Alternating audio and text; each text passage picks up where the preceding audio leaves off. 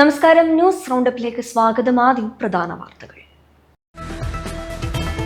ഒടുവിൽ ആശ്വാസവാർത്ത. നിമിഷപ്രിയയുടെ വധശിക്ഷ ബുധനാഴ്ച നടപ്പാക്കില്ല. കാന്തപുരത്തിന്റെ ഇടപെടൽ ഫലം കണ്ടു. നിർണായക തീരുമാനം മണിക്കൂറുകൾ മാത്രം അവശേഷിക്കവേ. മനുഷ്യത്വ നിലപാടാണ് സംസ്ഥാന സർക്കാർ കൈക്കൊണ്ടിരുന്നതെന്ന് CPM സംസ്ഥാന സെക്രട്ടറി MV ഗോവിന്ദൻ. സ്കൂൾ സമയമാറ്റം എതിർപ്പുള്ളവരുമായി ചർച്ച നടത്തും. കാര്യങ്ങൾ ബോധ്യപ്പെടുത്തുമെന്നും മന്ത്രി V ശിവൻകുട്ടി. ചർച്ച തീരുമാനം മാറ്റാനല്ല, കാര്യങ്ങൾ ബോധ്യപ്പെടുത്താനാണെന്നും മന്ത്രി. വിഭജികയുടെ മരണത്തിൽ കേസ് ക്രൈംബ്രാഞ്ചിലേക്ക്. ഭർത്താവിനും ഭർത്തൃ സഹോദരിക്കുമെതിരെ ആത്മഹത്യാ പ്രേരണ കുറ്റം ചുമത്തി പോലീസ് കേസെടുത്തു. തിരുവനന്തപുരം ശ്രീചിത്ര ഹോമിൽ 3 പെൺകുട്ടികൾ ജീവനൊടുക്കാൻ ശ്രമിച്ച സംഭവത്തിൽ ഇടപെട്ട് പോലീസ്. കുട്ടികൾ ജീവനൊടുക്കാൻ ശ്രമിച്ചതിൽ ചൈൽഡ് വെൽഫെയർ കമ്മിറ്റിയോട് വഞ്ചിയൂർ പോലീസ് റിപ്പോർട്ട് തേടി.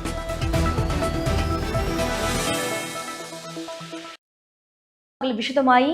യമനിൽ വധശിക്ഷയ്ക്ക് വിധിക്കപ്പെട്ട മലയാളി നഴ്സ് നിമിഷപ്രിയയുടെ വധശിക്ഷ നടപ്പിലാക്കുന്നത് നീട്ടിവെച്ചു. ആക്ഷൻ കൗൺസിലാണ് ഇക്കാര്യം അറിയിച്ചത്. നിമിഷപ്രിയയുടെ മോചനവുമായി ബന്ധപ്പെട്ട് ഇന്നും ചർച്ചകൾ നടന്നിരുന്നു. യമനിലെ മനുഷ്യാവകാശ പ്രവർത്തകനായ സാമുവേൽ ജെറോ ഇക്കാര്യം സ്ഥിരീകരിച്ചിട്ടുണ്ട്. കേന്ദ്ര സർക്കാരും ഇക്കാര്യം സ്ഥിരീകരിച്ചു. യമൻ പൗരനെ കൊലപ്പെടുത്തിയ കേസിൽ വധശിക്ഷയ്ക്ക് വിധിക്കപ്പെട്ട് ജയിലിൽ കഴിയുകയാണ് നിമിഷപ്രിയ. നാളെയാണ് വധശിക്ഷ നടപ്പിലാക്കാനുള്ള തീയതി നിശ്ചയിച്ചിരുന്നത്.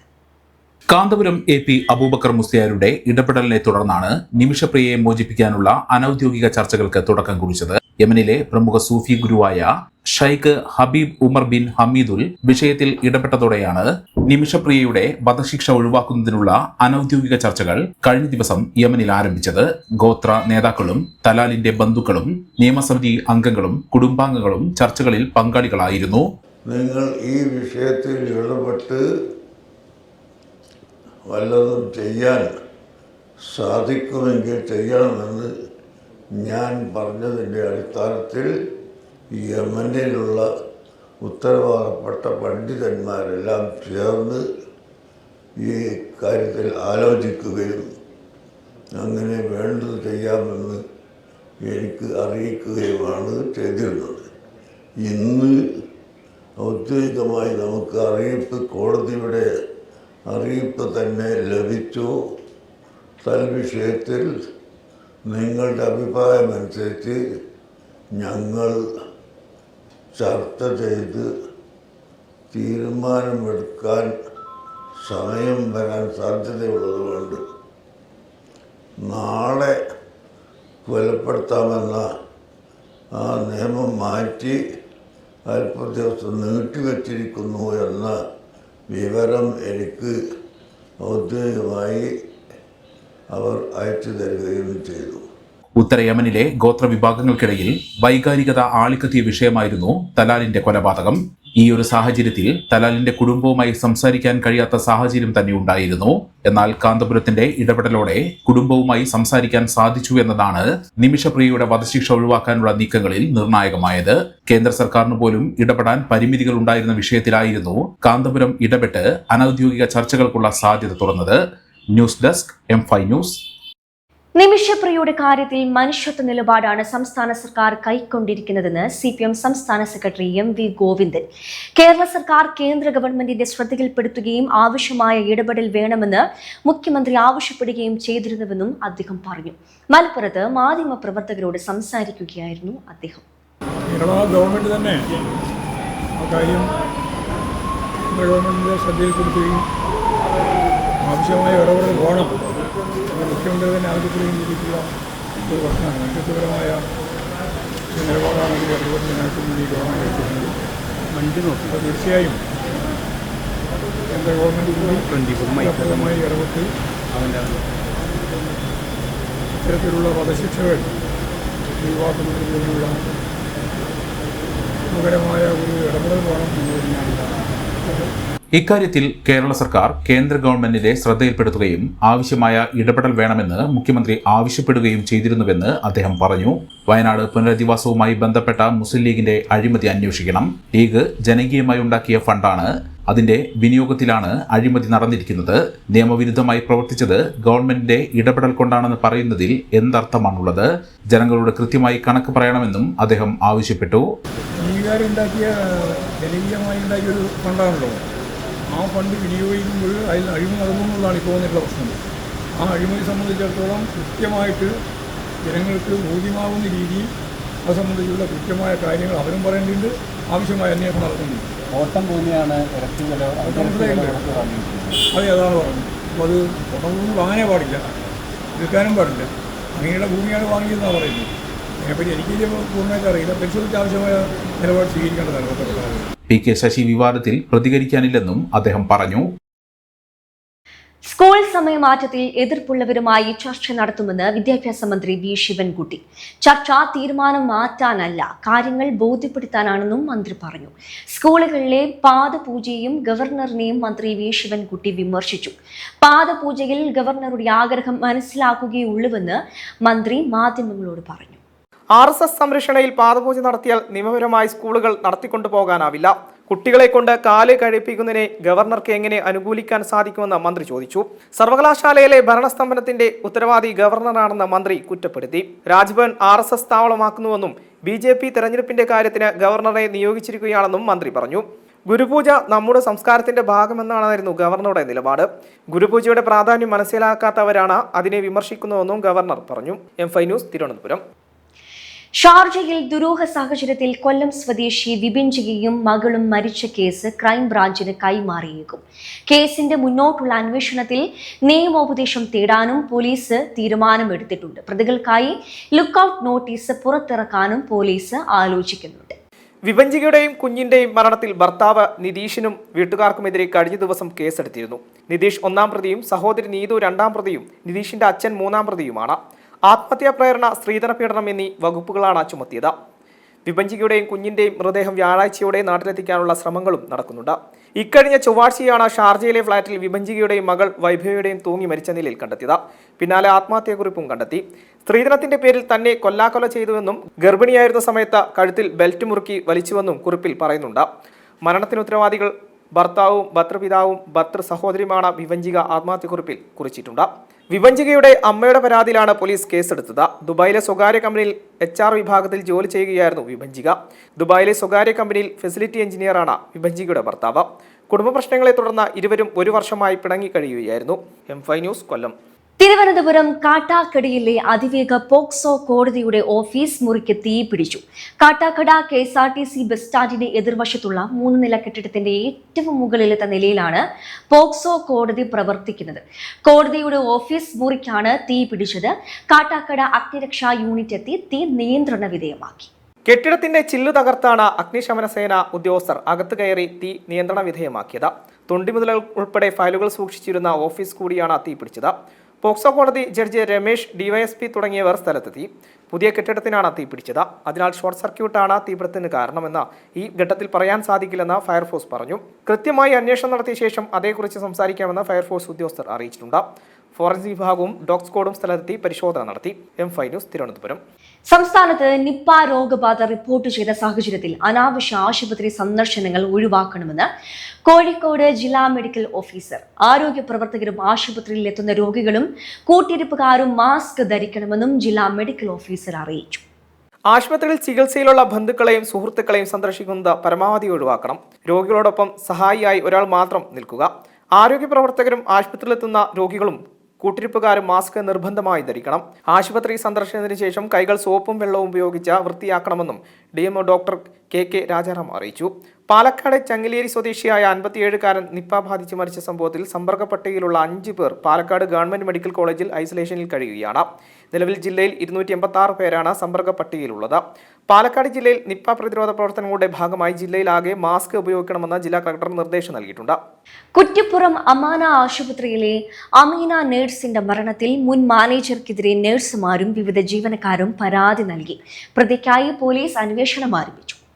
അമീനയുടെ മരണത്തിൽ കുറ്റിപ്പുറത്തെ സ്വകാര്യ ആശുപത്രിയിലെ മുൻ മാനേജർക്കെതിരെ പോലീസിൽ പരാതി. കുറ്റിപ്പുറം അമാന ആശുപത്രിയിലെ നഴ്സ് മരിച്ച സംഭവത്തിലാണ് മുൻ ജനറൽ മാനേജറായിരുന്ന എൻ അബ്ദുറഹ്മാനെതിരെയും ആശുപത്രി മാനേജ്മെന്റിനെതിരെയും നഴ്സുമാരും വിവിധ ജീവനക്കാരും ഇന്നലെ കുറ്റിപ്പുറം പോലീസിൽ പരാതി നൽകിയത്.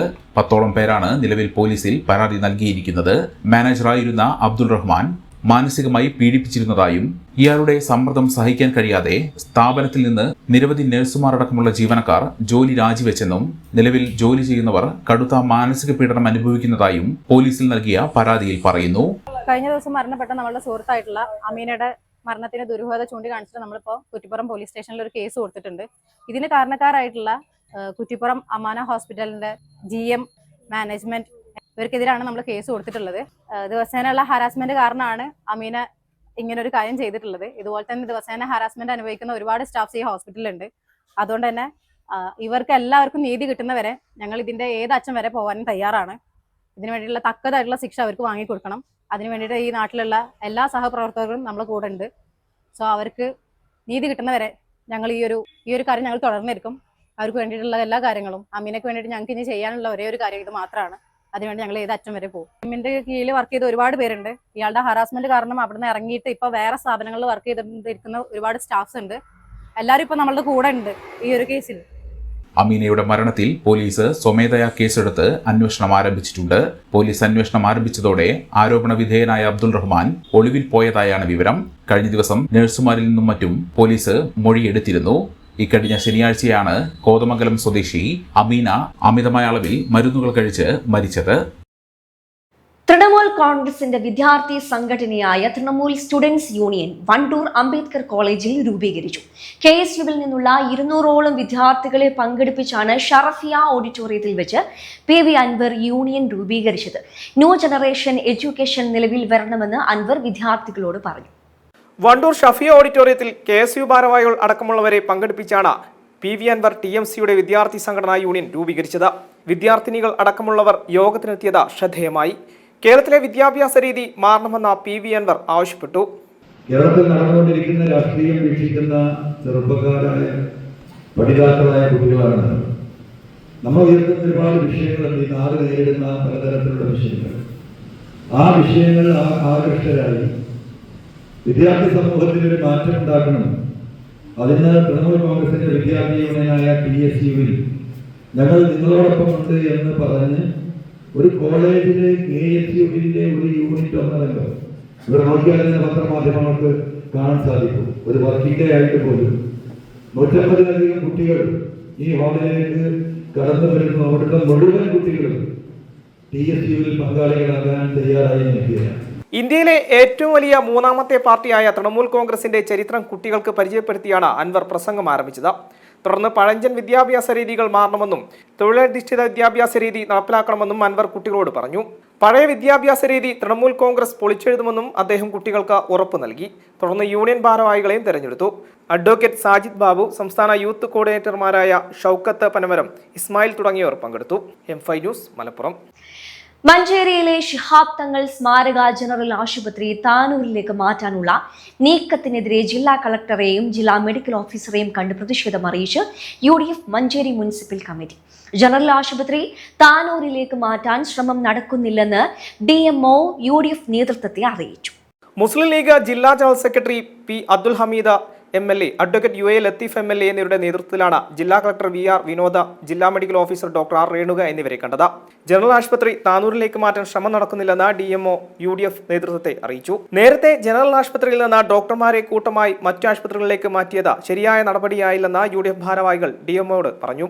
ഇത്തരം നടപടികൾ തുടർന്നാൽ ശക്തമായ പ്രതിഷേധം നേരിടേണ്ടി വരുമെന്ന് നേതാക്കൾ മുന്നറിയിപ്പ് നൽകി. ജനറൽ ആശുപത്രി മാറ്റാൻ അനുവദിക്കില്ല. അത്തരം നീക്കങ്ങൾ എന്ത് വില കൊടുത്തും ചെറുക്കുമെന്നും UDF നേതാക്കൾ ഓർമ്മപ്പെടുത്തി. വിഷയങ്ങൾ ഉന്നയിച്ച് കലക്ടർക്കും DMOയ്ക്കും നിവേദനം നൽകി. ദിനംപ്രതി ആയിരക്കണക്കിന് രോഗികളാണ് ആശുപത്രിയെ ആശ്രയിക്കുന്നത്. ജില്ലയിലെ ഏക ജനറൽ ആശുപത്രിയാണ് മഞ്ചേരിയിലേത്. മെഡിക്കൽ കോളേജാക്കി ഉയർത്തിയെങ്കിലും ജനറൽ ആശുപത്രിയിലെ ഡോക്ടർമാരെയും മറ്റു ജീവനക്കാരെയും ഉപയോഗിച്ചാണ് ആശുപത്രിയുടെ പ്രവർത്തനം മുന്നോട്ട് പോകുന്നത്. തീരദേശ മേഖലയായ താനൂരിലെ പുതിയ ജനറൽ ആശുപത്രി ആരംഭിക്കുന്നതിന് UDF എതിരല്ല. എന്നാൽ മഞ്ചേരിയിലെ ആശുപത്രി താനൂരിലേക്ക് കൊണ്ടുപോകാനുള്ള നീക്കത്തിൽ നിന്ന് സർക്കാർ പിന്മാറണമെന്നും മഞ്ചേരിയിലെ ജനറൽ ആശുപത്രി മഞ്ചേരിയിൽ തന്നെ നിലനിർത്തുന്നതിന് ആവശ്യമായ നടപടി സ്വീകരിക്കണമെന്നും നിവേദനത്തിലൂടെ ആവശ്യപ്പെട്ടു. സർക്കാർ നീക്കത്തിൽ പ്രതിഷേധിച്ച 21-ന് UDF മെഡിക്കൽ കോളേജിലേക്ക് മാർച്ച് സംഘടിപ്പിക്കും. M5 news Malappuram. അന്ധവിശ്വാസങ്ങളും അനാചാരങ്ങളും തടയാനുള്ള ബിൽ പിൻവലിച്ചെന്ന നിലപാട് ഹൈക്കോടതിയിൽ തിരുത്തി സംസ്ഥാന സർക്കാർ. ബിൽ സജീവ പരിഗണനയിലെന്നാണ് പുതിയ സത്യവാങ്മൂലത്തിലൂടെ സർക്കാർ ഹൈക്കോടതിയെ അറിയിച്ചത്. അഡീഷണൽ ചീഫ് സെക്രട്ടറിയുടേതാണ് പുതിയ സത്യവാങ്മൂലം. അതേസമയം സജീവ പരിഗണനയെന്നാൽ എത്ര കാലത്തേക്കെന്ന് സർക്കാരിനോട് കോടതി ചോദിച്ചു. അമേരിക്കയിൽ ആരോഗ്യ പരിശോധനയ്ക്ക് പോയ മുഖ്യമന്ത്രി പിണറായി വിജയൻ കേരളത്തിൽ തിരിച്ചെത്തി. Chief secretary doctor Jayathilak, DGP Ravada Chandrasekhar എന്നിവർ മുഖ്യമന്ത്രിയെ സ്വീകരിച്ചു. നേരത്തെ നടത്തിയ ചികിത്സയുടെ അവലോകനത്തിന് വേണ്ടി ഈ മാസം 5-നാണ് മുഖ്യമന്ത്രി അമേരിക്കയിലേക്ക് പോയത്. ചൊവ്വാഴ്ച പുലർച്ചെ 3:30 മുഖ്യമന്ത്രി തിരുവനന്തപുരത്തെത്തിയത്. US-ൽ മിനസോട്ടയിലെ മയോ ക്ലിനിക്കിലായിരുന്നു ചികിത്സ. ഇത് 4ാം തവണയാണ് മുഖ്യമന്ത്രി ചികിത്സയ്ക്കായി അമേരിക്കയിലേക്ക് പോയത്. നേരത്തെ നടത്തിയിരുന്ന ചികിത്സയുടെ തുടർച്ചയായുള്ള പരിശോധനകൾക്കായിരുന്നു യാത്ര. 2018 സെപ്റ്റംബറിലാണ് മുഖ്യമന്ത്രി ആദ്യമായി വിദേശ ചികിത്സയ്ക്ക് പോയത്. 2022 ജനുവരി 11 മുതൽ 26 വരെയും ഏപ്രിൽ അവസാനവും ചികിത്സയ്ക്കായി US-ലേക്ക് പോയിരുന്നു. M5 news Thiruvananthapuram. വീടിന്റെ ടെറസിൽ ഒറ്റ വള്ളിയിൽ വിളഞ്ഞത് 100 കണക്കിന് മുന്തിരിക്കുലകൾ. കാളികാവിലെ അബ്ദുൽ ബാരി സഖാഫിയുടെ വീട്ടിലെ മുന്തിരി കാഴ്ച അതിമനോഹരമാണ്. കഴിഞ്ഞ വർഷത്തേക്കാൾ ഇരട്ടി വിളവാണ് ഇക്കുറി അബ്ദുൽ ബാരിയുടെ വീട്ടിലെ മുന്തിരി വള്ളിയിൽ. വിവിധ തരം വിദേശ പഴങ്ങളും പരീക്ഷണാടിസ്ഥാനത്തിൽ ഇദ്ദേഹം കൃഷി ചെയ്തിട്ടുണ്ട്. കാളികാവ് പള്ളിശ്ശേരിയിലെ പൂക്കോടൻ അബ്ദുൽ ബാരി സഖാഫിയുടെ വീടിന്റെ ടെറസ് കൗതുക കാഴ്ച ഒരുക്കുകയാണ്. ടെറസിൽ വിളഞ്ഞു കാഴ്ച നിൽക്കുന്ന മുന്തിരിവള്ളികളാണ് സഖാഫിയുടെ ടെറസിൽ അതിമനോഹര കാഴ്ച ഒരുക്കുന്നത്. മുന്തിരികളിലെ രാജാവായ റോസ് മുന്തിരിയാണ് ടെറസിൽ വിളഞ്ഞത്. ഒറ്റവള്ളിയിൽ നിന്ന് പടർന്നു പന്തലിച്ച മുന്തിരി ഇന്ന് വലിയൊരു തോട്ടം പോലെ മനോഹരമാണ്. ടെറസിൽ നട്ട ഒറ്റവള്ളിയിൽ നിന്ന് പടർന്നു പന്തലിച്ച മുന്തിരിവള്ളിയിൽ വിളഞ്ഞത് 100 കണക്കിന് മധുരമൂറുന്ന മുന്തിരിക്കുലകളാണ്. മറ്റൊരു വീട്ടിൽ നിന്ന് ലഭിച്ച ഒരു ഒറ്റവള്ളി അബ്ദുൽ ബാരി സഖാഫി തന്റെ ടെറസിൽ കൊണ്ടുവന്ന് നടുകയായിരുന്നു. ശാസ്ത്രീയമായ രീതിയിൽ തന്നെയായിരുന്നു പരിപാലനം. ഒറ്റവള്ളി പടർന്നു പന്തലിക്കാൻ തുടങ്ങിയതോടെ വലിയൊരു പന്തൽ തന്നെ കെട്ടി. ഇപ്പോഴിതാ 2ാമത്തെ വിളവെടുപ്പിനും തയ്യാറായിരിക്കുകയാണ് ബാരി സഖാഫിയുടെ മുന്തിരികൾ. ശാസ്ത്രീയ രീതിയിലുള്ള പരിപാലനമാണ് വേഗത്തിൽ മുന്തിരി പൂക്കാനിടയായത്. മത്സ്യം, മാംസം എന്നിവ കഴുകിയ വെള്ളമാണ് വള്ളിക്ക് വളമായി ഉപയോഗിക്കുന്നത്. കൃത്യമായ പരിചരണവും ശാസ്ത്രീയ രീതിയും അവലംബിച്ചാൽ നമ്മുടെ നാട്ടിലും മുന്തിരി വിളയുമെന്ന് അബ്ദുൽ ബാരി സ്വന്തം അനുഭവത്തിലൂടെ തെളിയിക്കുന്നു. കഴിഞ്ഞ ജനുവരിയിലായിരുന്നു ആദ്യത്തെ വിളവെടുപ്പ്. അതിൽ മികച്ച വിളവ് ലഭിച്ചപ്പോൾ കൃഷി തുടർന്നു. ഒറ്റവള്ളിയിൽ നിന്ന് വൻ വിളവുണ്ടായതിന്റെ അടിസ്ഥാനത്തിൽ വ്യാപകമായി മുന്തിരി കൃഷി ചെയ്യാനുള്ള തീരുമാനത്തിലാണ് ബാരി. വിവിധ തരം വിദേശ പഴങ്ങളും ഇദ്ദേഹം പരീക്ഷണാടിസ്ഥാനത്തിൽ കൃഷി ചെയ്തിട്ടുണ്ട്. സംസ്ഥാനത്ത് ഒറ്റപ്പെട്ട ശക്തമായ മഴയ്ക്ക് സാധ്യതയെന്ന് കേന്ദ്ര കാലാവസ്ഥാ വകുപ്പിന്റെ മുന്നറിയിപ്പ്. വടക്കൻ കേരളത്തിൽ മഴ കനത്തേക്കും. മലപ്പുറം, കോഴിക്കോട്, വയനാട്, കണ്ണൂർ, കാസർഗോഡ് ജില്ലകളിൽ യെല്ലോ അലേർട്ട് പ്രഖ്യാപിച്ചു. നാളെ 5 ജില്ലകളിൽ ഓറഞ്ച് അലേർട്ട് പ്രഖ്യാപിച്ചിട്ടുണ്ട്. മഴയ്ക്കൊപ്പം ശക്തമായ കാറ്റും സാധ്യതയുള്ളതിനാൽ ജനങ്ങൾ ജാഗ്രത പാലിക്കണം. കേരളം, കർണാടക, ലക്ഷദ്വീപ് തീരങ്ങളിൽ മീൻപിടുത്തത്തിന് വിലക്ക് ഏർപ്പെടുത്തിയിട്ടുണ്ട്. തീവ്ര മഴയ്ക്കുള്ള സാധ്യതയുണ്ടെന്നാണ് മുന്നറിയിപ്പ്. ഒപ്പം തന്നെ ശക്തമായ കാറ്റിന് സാധ്യതയുണ്ടെന്നും മുന്നറിയിപ്പിൽ പറയുന്നു. കേരളം, കർണാടക, ലക്ഷദ്വീപ് തീരങ്ങളിൽ വലിയ രീതിയിലുള്ള തിരമാലയ്ക്കുള്ള സാധ്യതയുണ്ട്. മലബാറിൽ പ്രത്യേകിച്ച് കോഴിക്കോട് ജില്ല ഉൾപ്പെടെയുള്ള ഭാഗങ്ങളിൽ ശക്തമായ മഴയ്ക്കും സാധ്യതയുണ്ട്. M5 news Thiruvananthapuram. പ്രധാന വാർത്തകൾ ഒരിക്കൽ കൂടി. ഒടുവിൽ ആശ്വാസവാർത്ത. നിമിഷപ്രിയയുടെ വധശിക്ഷ ബുധനാഴ്ച നടപ്പാക്കില്ല. കാന്തപുരത്തിന്റെ ഇടപെടൽ ഫലം കണ്ടു. നിർണായക തീരുമാനം മണിക്കൂറുകൾ മാത്രം അവശേഷിക്കവേ. മനുഷ്യത്വ നിലപാടാണ് സംസ്ഥാന സർക്കാർ കൈക്കൊണ്ടിരുന്നതെന്ന് CPM സംസ്ഥാന സെക്രട്ടറി MV ഗോവിന്ദൻ. സ്കൂൾ സമയമാറ്റം എതിർപ്പുള്ളവരുമായി ചർച്ച നടത്തും. കാര്യങ്ങൾ ബോധ്യപ്പെടുത്തുമെന്നും മന്ത്രി V ശിവൻകുട്ടി. ചർച്ച തീരുമാനം മാറ്റാനല്ല, കാര്യങ്ങൾ ബോധ്യപ്പെടുത്താനാണെന്നും മന്ത്രി. വിഭജികയുടെ മരണത്തിൽ കേസ് ക്രൈംബ്രാഞ്ചിലേക്ക്. ഭർത്താവിനും ഭർത്തൃ സഹോദരിക്കുമെതിരെ ആത്മഹത്യാ പ്രേരണ കുറ്റം ചുമത്തി പോലീസ് കേസെടുത്തു. തിരുവനന്തപുരം ശ്രീചിത്ര ഹോമിൽ 3 പെൺകുട്ടികൾ ജീവനൊടുക്കാൻ ശ്രമിച്ച സംഭവത്തിൽ ഇടപെട്ട് പോലീസ്. കുട്ടികൾ ജീവനൊടുക്കാൻ ശ്രമിച്ചതിൽ ചൈൽഡ് വെൽഫെയർ കമ്മിറ്റിയോട് വഞ്ചിയൂർ പോലീസ് റിപ്പോർട്ട് തേടി.